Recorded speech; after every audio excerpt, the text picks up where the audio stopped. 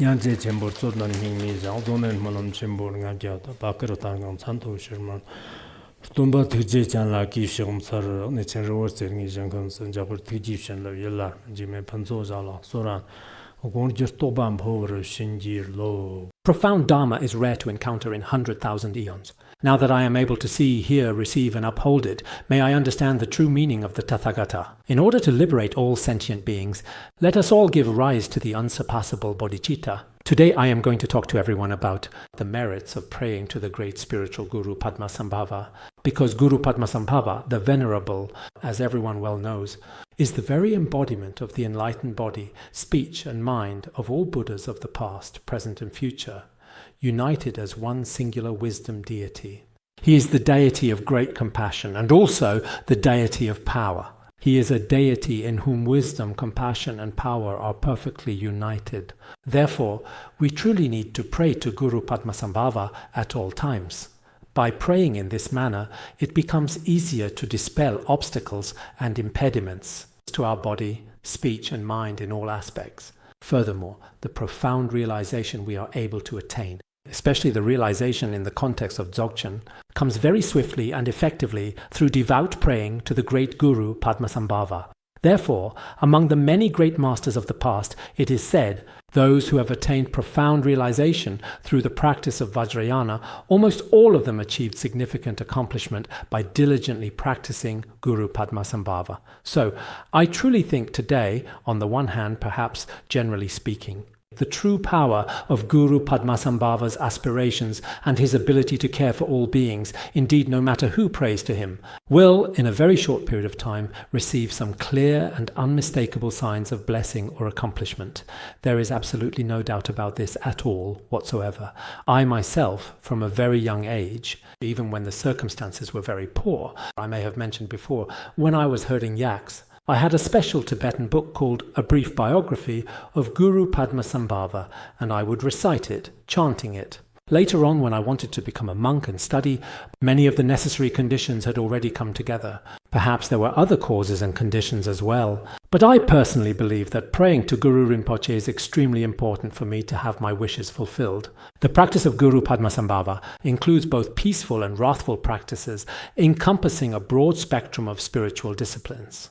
Some of the serene and peaceful methods of practice were thoroughly discussed before when I extensively talked about the profound 7-line prayer, and also when I spoke about revealing the path of liberation, which are both significant and foundational teachings. Many Guru Yoga practices also include his methods, and when we discussed the words of my perfect teacher, some of these were also mentioned.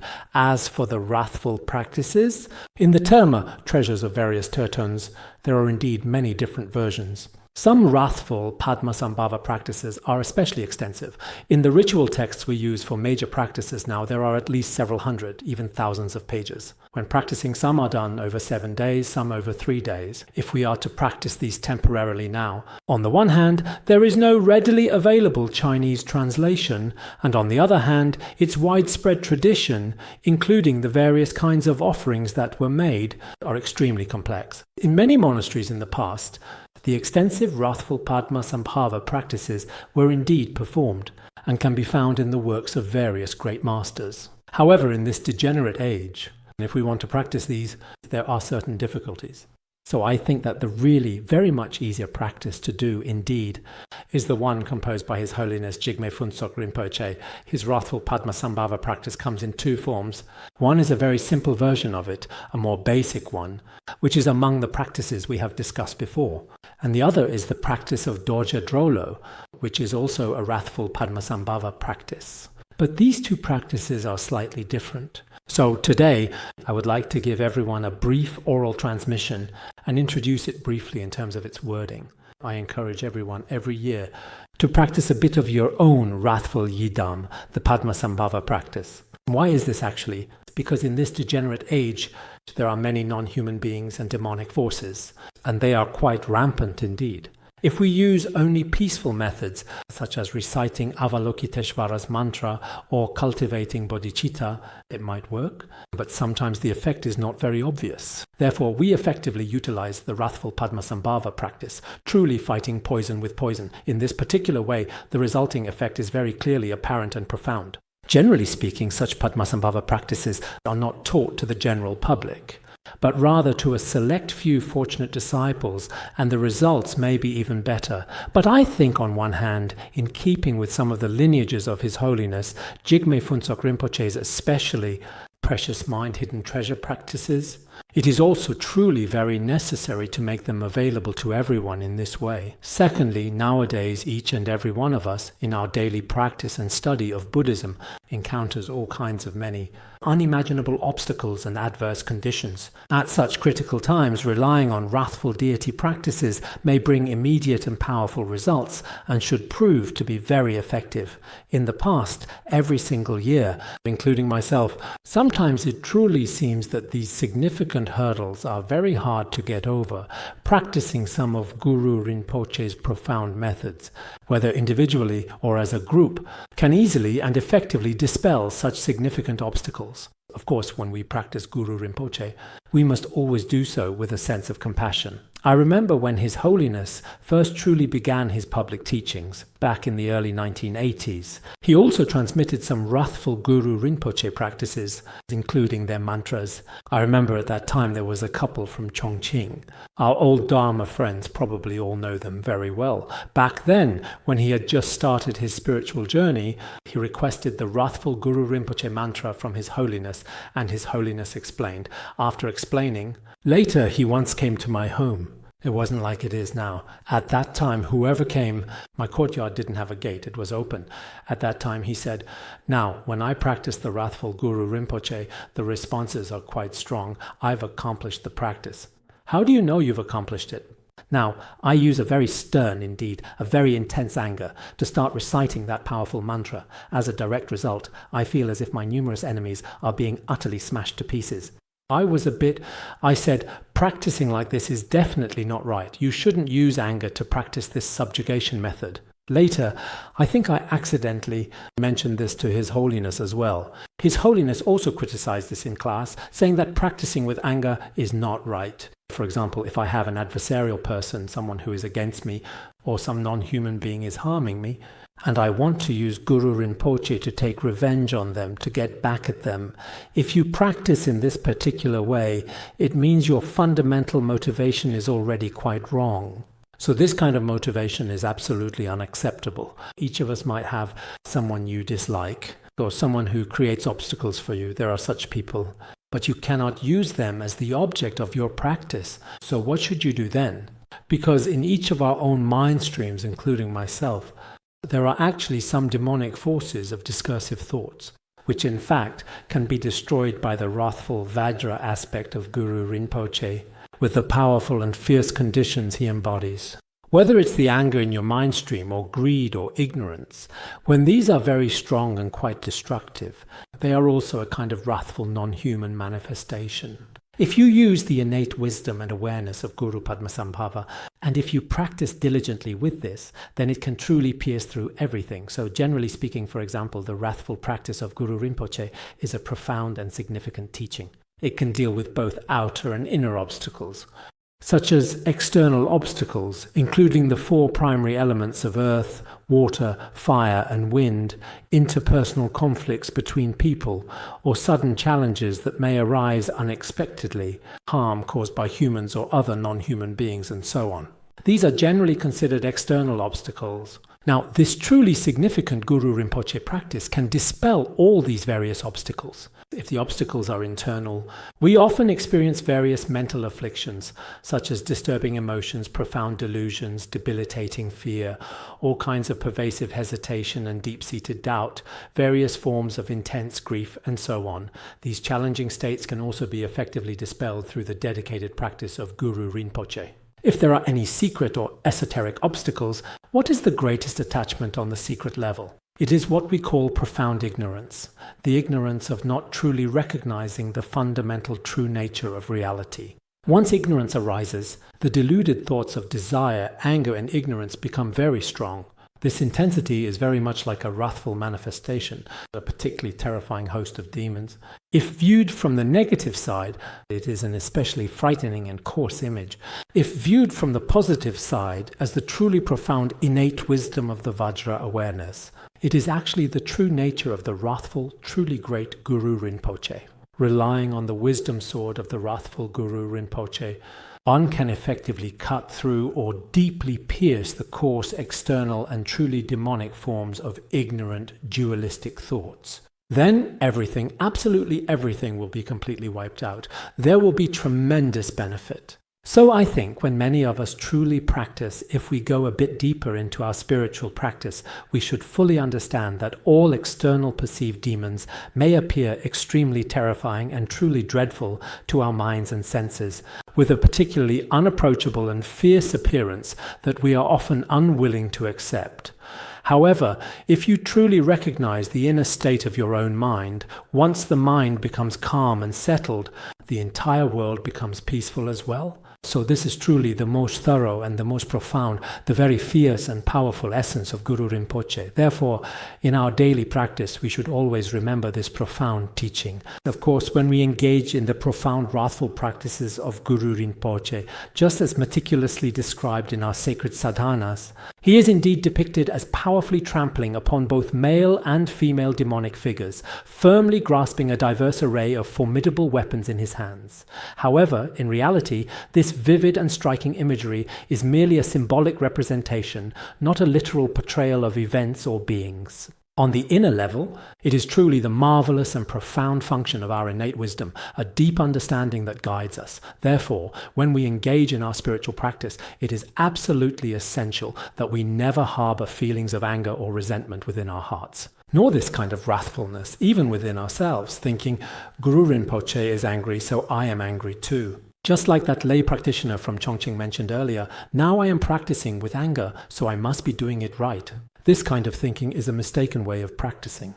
It also does not align with the true essence of Buddhism. So I truly think that in our very process of practice, we must absolutely have at least one crucial fundamental premise: to recognize that in this world, all these terrifying terrors and malevolent demons, all these significant obstacles and truly adverse conditions, whether they appear before you in human form or non-human form, in the form of illness or disease, or even if you cannot see them with your eyes or cannot truly touch them with your mind, but they are still incredibly powerful and formidable obstacles.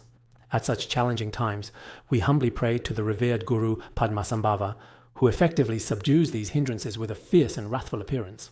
If you also find it difficult to accept the wrathful form, because generally the methods of subjugation and union practices seem to be hard for ordinary people to accept, in such cases you can recite Guru Rinpoche's heart mantra more often and frequently chant the 7-line prayer. We also mentioned this in Journey to the West, Memoirs, and His Holiness Jigme Phuntsok Rinpoche also talked about this in Guru Rinpoche's Pith Instructions. At that time, His Holiness Jigme Phuntsok Rinpoche was in Boston. Was it Boston or New York? It was Boston, wasn't it? It was in that talk, a discussion on Guru Padmasambhava, where this was mentioned. His Holiness told that there were several different, probably more than a dozen, epithets of Guru Rinpoche. Among them were the revered Lion's Roar Guru, the compassionate loving wisdom Guru, the enlightened Padmasambhava, and many other significant figures. I remember that Dilgo Khyentse Rinpoche even composed a special supplication prayer for the different names of Guru Padmasambhava. When it's convenient in the future, even though there's no formal transmission, I can still translate it for everyone. Guru Rinpoche truly does manifest in different ways, with different names and different forms to greatly benefit countless sentient beings. So each and every one of us should, as I've mentioned before, this is just my own experience, and maybe it won't resonate with all of you, because everyone's individual capacity and personal inclinations are truly different. But truly, if you have an image of Guru Rinpoche on your person or his sacred mantra in this particular way, it is definitely the very best kind of protective amulet. So the Guru Rinpoche's practice we are talking about today is actually revealed by His Holiness Jigme Phuntsok Rinpoche. Let me first recite the lineage for this. Strictly speaking, one should first receive the empowerment of the wrathful Guru Rinpoche. But this empowerment of the wrathful Guru Rinpoche is very profound. Right now, I might not quite dare to do it, because there are all kinds of people here. But as for this practice, you can practice it with the external method or the internal method. So today I will recite the general external method's transmission. After giving the precious oral transmission of this practice, I will briefly explain the literal meaning. Then perhaps we can all collectively recite it together just once as a unified group practice. In this particular way, it may dispel many obstacles for our institute and for individuals, including many adverse conditions at our Dharma center. Last year or the year before, I also mentioned this to everyone. No matter whether I am here in the future or not, each of you should recite more often this wrathful Guru Rinpoche practice.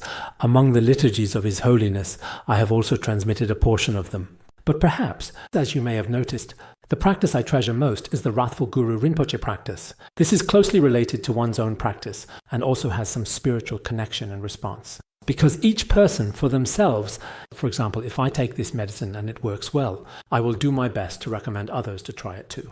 But if I haven't experienced any effect myself, then recommending it to others doesn't have meaning. However, I was concerned because this Dharma practice is very profound, including its empowerment, which is also very deep. But later, after thinking about it for a long time and observing various signs in myself, in the end, there was really no other way at the time. So for people outside, I use the internet to give them a simple explanation, including its specific empowerment, as well as another empowerment of body, speech, and mind from Guru Padmasambhava. These are done yearly. This year, I will recite this important transmission for everyone present. Guru Chakbu Driptabnum, Kunde Tamjil Domane, Marti Katal Nanyali, Rigbachile Nyamper, running Guru Chakbu, no Marpo Jarti Sherni Pa. Chrir Dorji Namkar Shera, Yomber Dingsum Tukaran Zana, Jani, Rajap Humur Tang, Kartam Yang Sertavik.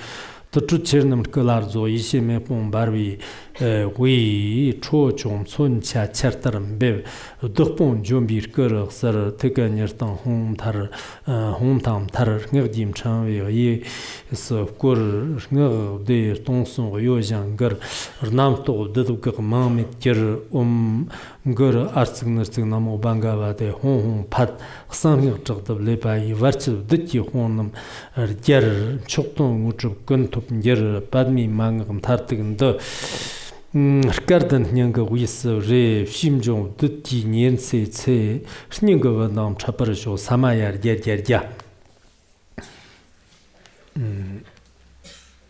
Next, I will proceed to discuss about this significant lineage of His Holiness in more detail. His Holiness' practice of the wrathful Guru Padmasambhava, in fact, it should be considered to be from the time when His Holiness, in the year 1989, went to give teachings at the prestigious Advanced Buddhist Institute in Beijing, and later went to Lhasa, to Sami, and to Sami Chimfu. On the way, he encountered a powerful demoness. This significant event is also specifically mentioned in the biography I wrote some time before, and it should also be in the extensive biography of His Holiness. At that particular time, there was some significant interference from some mischievous demonesses. After the interference, His Holiness specifically performed this practice, manifesting himself in the wrathful form of Guru Padmasambhava, and then completely subdued her. Subsequently, he profoundly created the wrathful Guru Rinpoche practice and its sacred empowerment. The primary cause and condition at that specific time was situated within a secluded cave at the sacred site of Sami Chimfu. Within this cave, there was a remarkably unique, conch-shaped treasure casket located there. Relying on the auspicious connection of the treasure casket, he composed a concise sadhana for the wrathful Guru Rinpoche. In fact, His Holiness said that in this cave there are especially many Terma teachings of Guru Rinpoche. There are both peaceful and wrathful ones. However, due to a variety of complex and challenging circumstances that have now emerged, the powerful and profound wrathful practice was carefully brought forth and openly revealed. This was left as a precious legacy for future generations, including when His Holiness went to Bhutan. At first, it was also specifically intended for the King of Bhutan, as well as their Queen and royal inner circle. His Holiness performed a wrathful Guru Rinpoche empowerment. He also gave them prophecies. I think this is mentioned in A Dreamy Pilgrimage with My Guru 30 years ago, right? At that time, the country of Bhutan was facing the danger of being annexed by other countries. His Holiness used a snow mountain as a metaphor. He said that if you sincerely pray to Guru Rinpoche, the majestic snow mountain will endure forevermore. Otherwise, it will not. The intense sunlight of a certain country will inevitably cause your beautiful snow mountain to vanish without a trace. Later, it is widely said that they engaged in some very special spiritual practices as well, including at that time the revered Dilgo Khyentse Rinpoche, who was then the national spiritual teacher of the King of Bhutan when he met His Holiness. He also insisted that they must practice this Dharma, including Dilgo Khyentse Rinpoche himself, who always, I think he passed away in 1992, even before his passing, he practiced very diligently and with profound dedication. In fact, both Dilgo Khyentse Rinpoche and Dujom Rinpoche were truly exemplary figures among these modern Nyingma masters. They are among the most remarkable. They have many prayers to Guru Rinpoche, including Dujom Rinpoche. He has a relatively concise, wrathful form of Guru Rinpoche. This is exactly the same as the sacred tiger's nest terma of His Holiness, the revered spiritual leader. It is also the Dorje Drolo form.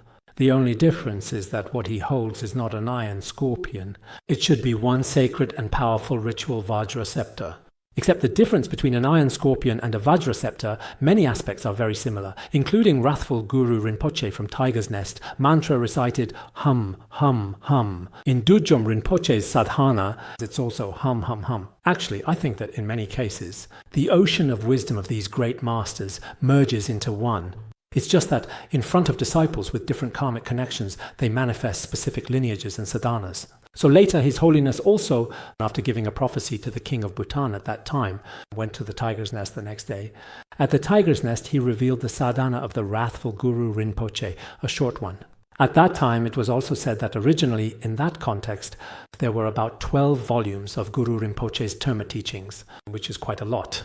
But in order not to disrupt the interdependent conditions, he also revealed the concise sadhana of Guru Rinpoche from the Tiger's Nest. In this very way indeed.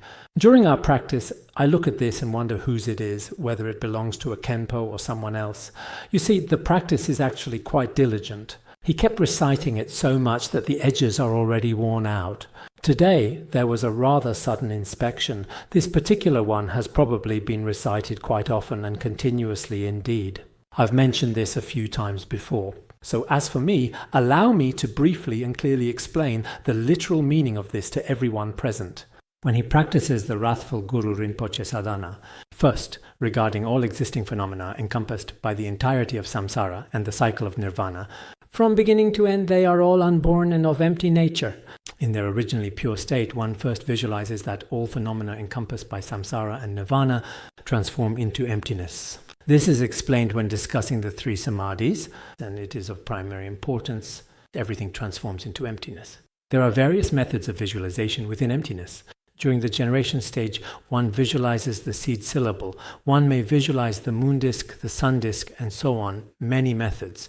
This is a very sharp and direct method of practice. Therefore, when visualizing, it is very much like our own internal awareness and our own conscious mind.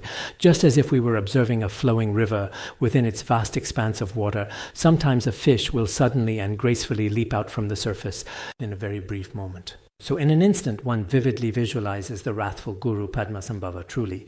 This remarkable phenomenon occurs in a single fleeting instant, much like the breathtaking sight of a fish powerfully leaping out of the water. In that very precise and fleeting instant, one immediately vividly visualizes the wrathful form of Guru Padmasambhava. So what exactly is this wrathful form? There is an important image. Now this is the sacred wrathful form of Guru Padmasambhava. Yes, for now, let's display this image. I will explain based on this. You can look at the sadhana and the image at the same time. What does this image look like? It has one face and two arms. Sometimes the wrathful form of Guru Rinpoche also appears with one face and four arms. This is also mentioned in the autobiography of Dujom Rinpoche. The wrathful Guru Rinpoche is depicted as having one face and four arms. But this one has one face and two arms.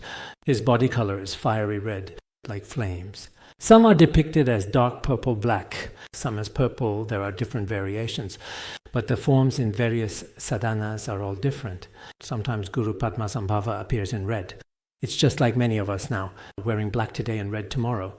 Guru Padmasambhava manifested before sentient beings, sometimes appearing a bit more red, and sometimes not particularly red. His right hand powerfully wields a vajra high in the air, a symbol which everyone is quite familiar with and understands. Some sources say the Vajra is made of iron. In virtually all the numerous photos of Guru Rinpoche, he is consistently shown brandishing a prominent Vajra high up in the air. His left hand is at his chest, though in some depictions it is not at his chest but rather actually outside. What exactly is he holding? He is indeed holding a scorpion. As for this particular scorpion, in many of Guru Padmasambhava's sadhanas, it represents a dependent origination and is also very important. I will talk a bit about the merits of the scorpion in a moment. This particular scorpion is actually an iron scorpion. It is a specific type of scorpion that is entirely made of iron. So it is unlike what many people nowadays think about the various 9-headed iron scorpions sold online. There are many iron scorpions. It is a powerful protective ritual object, specifically an iron scorpion. Then his 2 feet are stepping on malevolent male and female demonic figures. If it is in the practice of Dorje Drollo, he rides a wild and ferocious tigress, a female tiger. This wrathful Vajra being is powerfully stepping on male and female demons. His posture is settled in a magnificently proud dancing manner, displaying supreme confidence. His entire body is adorned with the 11 types of charnel ground ornaments and the 8 bone ornaments, all perfectly complete on his body. He is surrounded by a wisdom fire. Around him you can see so many flames. Within the intensely burning flames, there are many wrathful minor deities, as well as all kinds of potent weapons. Some of these formidable armaments are distinctly identified as dangerous evil scorpions. All of these entities, both the deities and the weapons, are inherently of the very nature of fire, and are especially blazing hot. They fall like a gentle rain cascading down. Because you yourself have visualized yourself as a wrathful deity, and as you continually recite the sacred mantra, your entire being gradually transforms into many vibrant dancing flames. And within the flames, all sorts of things appear, such as vajras, blades, and all kinds of various weapons, including evil scorpions and the like. Then these begin to utterly destroy all the malevolent demons, their retinues, all hindering obstacles, and any non-human beings, which are all formed by the various conceptual afflictions of this world. All of these are completely and utterly destroyed without any remainder.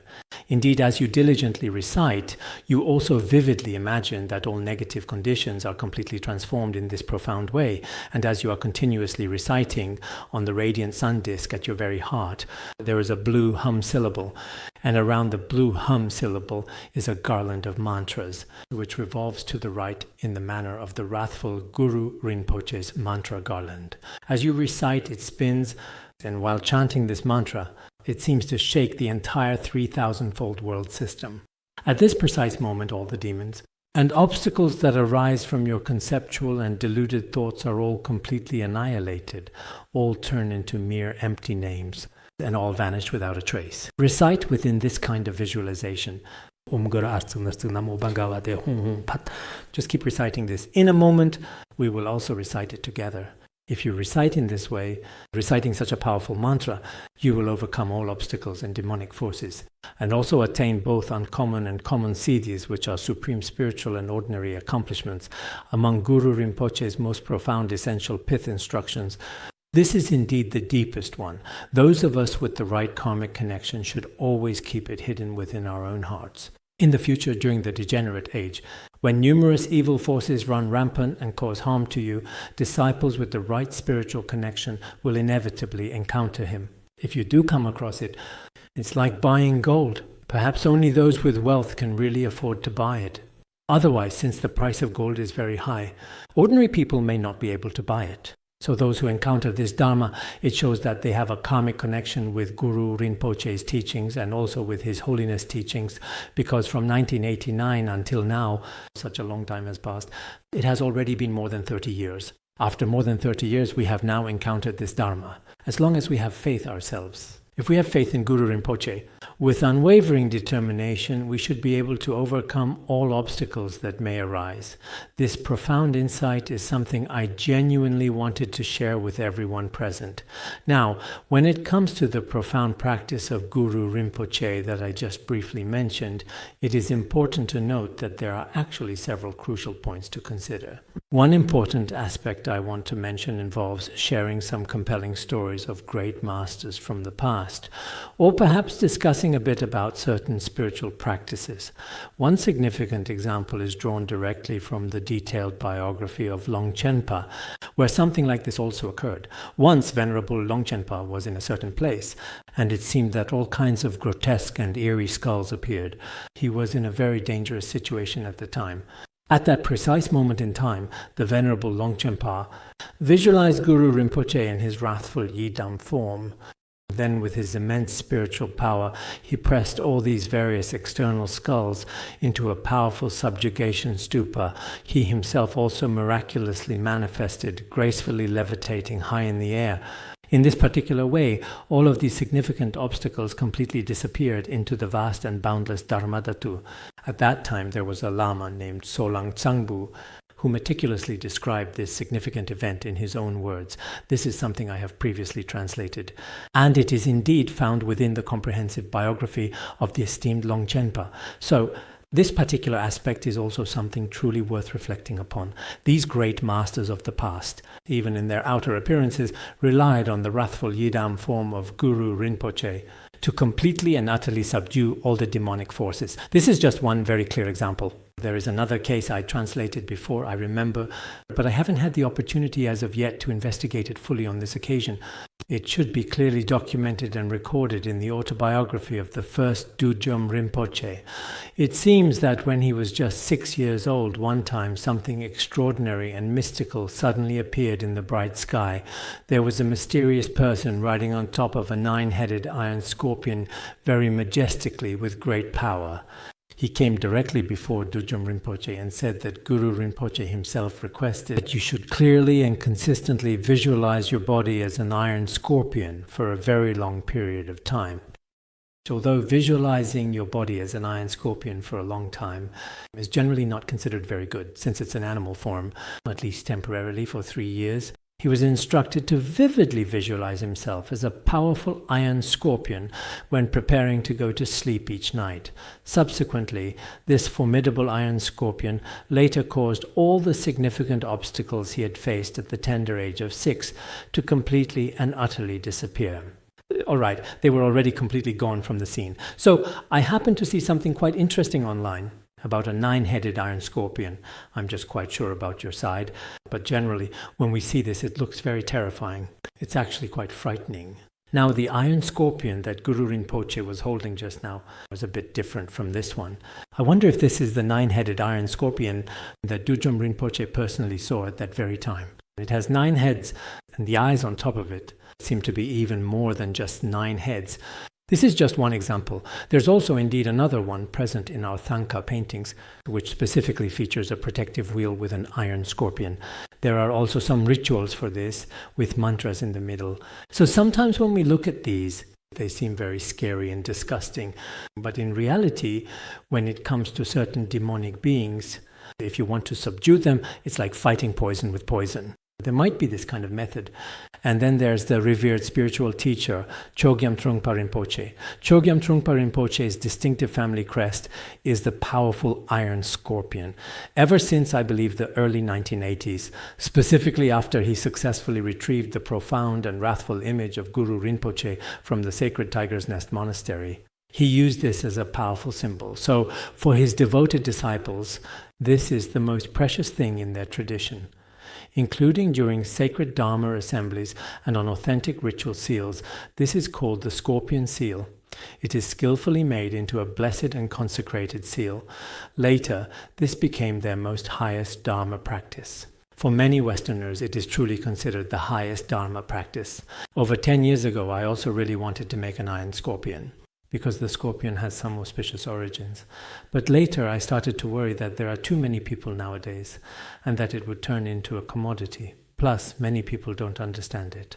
Because nowadays, when it comes to Tibetan Buddhism, some of our actions are subject to all kinds of slander. Some of it is reasonable, some of it is not. Especially the principles of Vajrayana. Those who don't understand might have such views. So in the future, everyone is also thinking about this, because in the wrathful practices of Guru Rinpoche, the iron scorpion is a very important karmic connection and a significant symbol. Because sometimes when practicing wrathful deities, many iron scorpions may appear in one's mouth or throughout one's body and then destroy the host of demons. Sometimes this is a kind of karmic condition, a profound and intricate connection. Relying upon this particular condition, one can most effectively subdue some external, extremely powerful demonic forces. There are indeed remarkable cases like this as well, demonstrating their undeniable existence and profound impact. So, this is also something truly significant we absolutely need to carefully consider. Also in the past, the esteemed 4th Dzogchen Rinpoche, during one of his very rigorous daily training sessions, because he came into contact with a woman, he later became tainted with misfortune. Much of his previously vast, profound, and incredibly erudite knowledge was completely and utterly forgotten, leaving absolutely nothing behind in his memory. At that particular and significant time, it seemed that the wrathful and awe-inspiring form of Guru Rinpoche powerfully appeared before him and instructed him to practice lion-faced dakini. Afterwards, he diligently practiced the profound teachings of lion-faced dakini. Eventually, all these significant obstacles and misfortunes were completely dispelled. There are indeed cases like this as well. Therefore, the powerful, wrathful form of Guru Rinpoche, in Tibetan area, we generally also see it depicted in intricate tankas, and its presence can also be found within the sacred assembly halls. There are, however, some particularly special and unique cases. For instance, in the serene country of Bhutan, there exists a significant monastery known as Drilungzame, which it seems is not mentioned in Chinese sources. This monastery truly exists, and it is indeed one of the 3 profoundly significant and great sacred mountains of Bhutan. It is situated quite a considerable distance away from the renowned Tiger's Nest Monastery. In fact, upon the ancient and revered walls of this very monastery, there are many different images of Guru Rinpoche, including his distinct handprints, intricate symbols, and a rich variety of natural images. It is widely said that within this sacred place, the revered Guru Rinpoche meticulously concealed 60 profound volumes of precious Dharma teachings. And at that time, Guru Rinpoche manifested the most miraculous powers and supernatural abilities. I myself have not actually been there. When we went at that very particular time, later everyone said that this place is where many of Guru Rinpoche's significant signs of accomplishment can be readily found. Moreover, there are numerous natural iron scorpion imprints clearly visible on the rocks. They are especially striking and quite remarkable. What exactly is this particular place called Drilungzame? I'm truly not sure how to properly say this in English. It genuinely seems I haven't even seen it mentioned in Chinese either. But over there, they actually have a monastery with the distinct iron scorpion's imprint. People in Bhutan are quite familiar with it. At that time, we also really wanted to visit this place, but due to transportation and time constraints back then. So, if you happen to go to Bhutan in the future, you will truly encounter numerous wrathful images and depictions of Guru Rinpoche. They are actually found much more frequently and are indeed quite prevalent in Bhutan. Therefore, I believe that diligently practicing this particular kind of yidam is also profoundly necessary and highly beneficial. Sometimes it may happen that even during our spiritual practice, we also encounter obstacles. Obstacles can take many different forms. I remember the first Dudjom Rinpoche when he was 14 years old. There was also a very serious and significant epidemic that occurred. One day, it seems that when he woke up in the morning, what exactly did he see? A venerable monk and a young woman told him, "Let's quickly go to a truly happy place." When he was just about to go, someone riding a magnificent giant Garuda suddenly told him something important. "You absolutely must not go." Then it seems he was given a wrathful image of the 4-armed Guru Rinpoche. Because of this reason, he said that he survived this time. Otherwise, he might have died if he had gone along with that monk and the young woman just now. I suppose it might, because the man and woman trampled under the feet of the wrathful Guru Rinpoche. Generally, some older monks' images are not very auspicious and can be quite unsettling. Maybe they would have taken him to that place. So sometimes, perhaps we too didn't die during last year's epidemic. It also might because we practiced wrathful Guru Rinpoche. I was constantly practicing that particular practice at that specific time during the global pandemic, and it was part of my daily routine.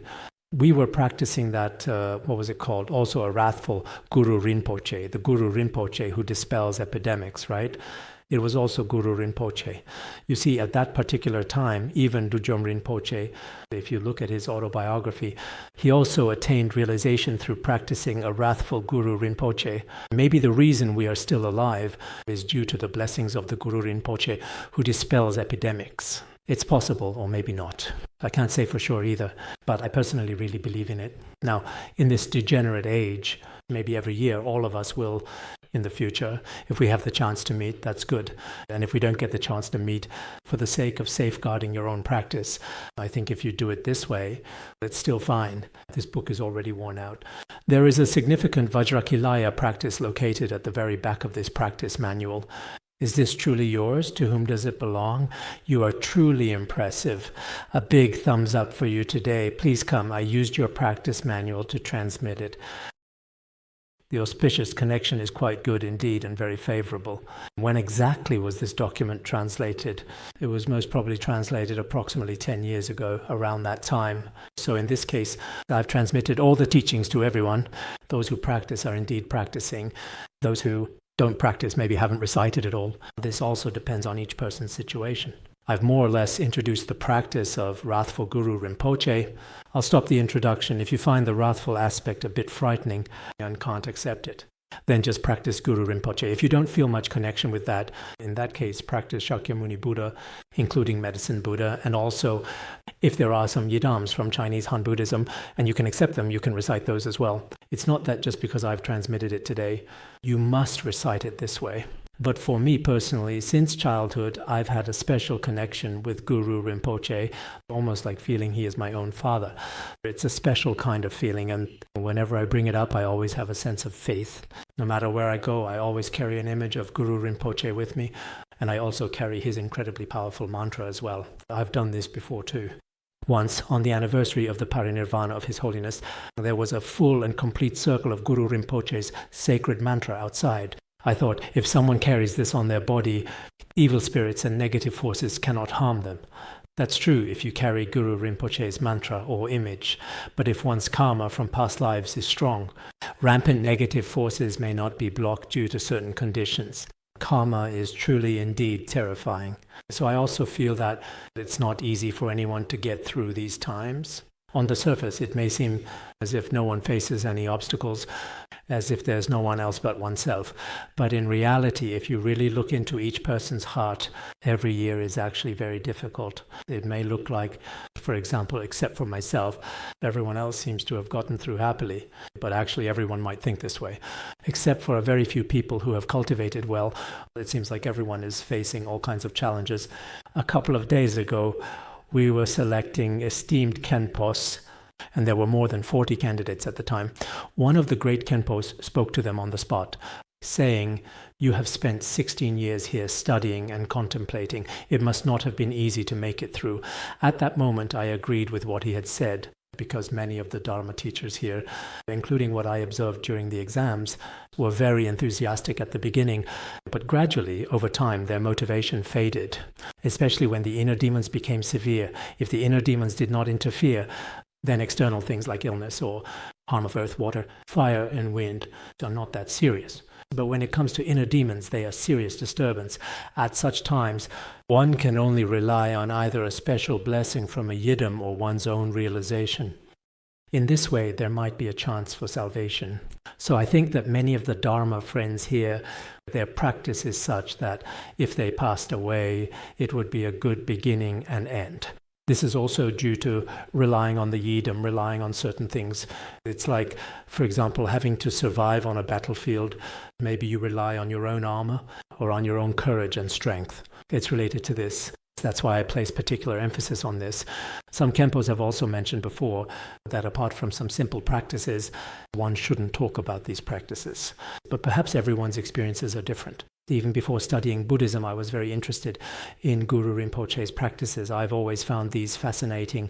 Just because I'm interested doesn't mean you all are. But since I'm giving this class, it's related to my own interests, and it's also related to my faith. Maybe it will be beneficial for you as well, whether it's the profound mind transmission blessing or the sacred Guru yoga practice method. Perhaps it's like this.